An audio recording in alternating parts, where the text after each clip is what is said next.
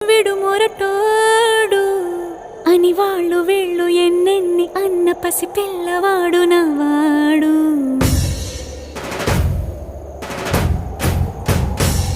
విడు ముండోడు అని ఊరు వాడ అనుకున్న గాని మహారాజు నాకు నవాడు.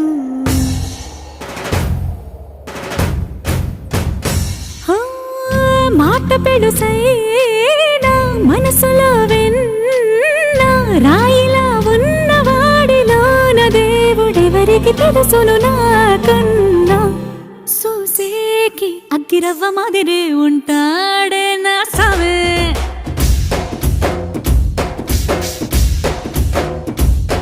మెత్తాని పత్తి పువ్వుల మరేసంటో